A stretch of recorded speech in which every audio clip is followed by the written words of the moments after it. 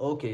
so chicken कसरी बनाउनु boil खाँदा खाँदा वाक्कै भयो भन्नुहुन्छ हौ त्यो बोइल चिकन खानु पर्दैन यसरी 600 ग्राम्स अफ चिकन हो अनि हाफ अनियन लगाएको छु मैले हाफ टमाटो अनि अलिअलि कम्ती कम्ती हाफ स्पुन जस्तो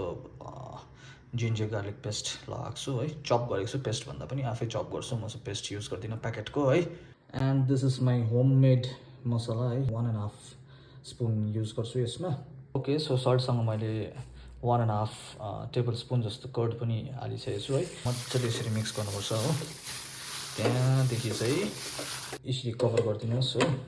अनि चाहिँ लो फ्लेममा यसलाई छोडिदिनुहोस् कुक हुन लागि है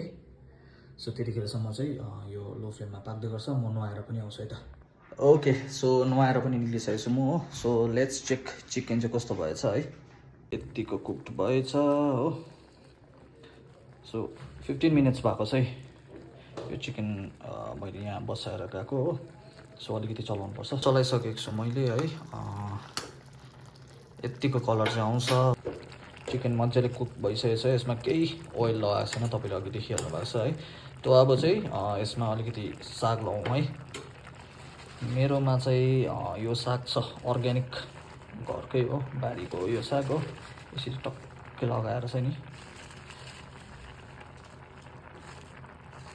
एकछिन छोपेर यस्तो देखिन्छ मिल रेडी पनि भयो हो अब खाने हो है यो चाहिँ खाना बनाउनु के गर्नु सिकाएको होइन कुकिङ च्यानल होइन है जस्ट बोइल खानु पर्दैन भनेर भनेको मात्रै मान्छेहरूले बोइल्ड वाक्कै भयो यस्तो उस्तो हेन तेन भन्छ है बोइल खानु पर्दैन you can use your spices as a wish है त्यो भनेर मात्रै बनाएको कस्तो लाग्छ ट्राई गर्नुहोस् खानुहोस् दामी हुन्छ मलाई चाहिँ दामी लाग्छ तपाईँहरूलाई कस्तो लाग्छ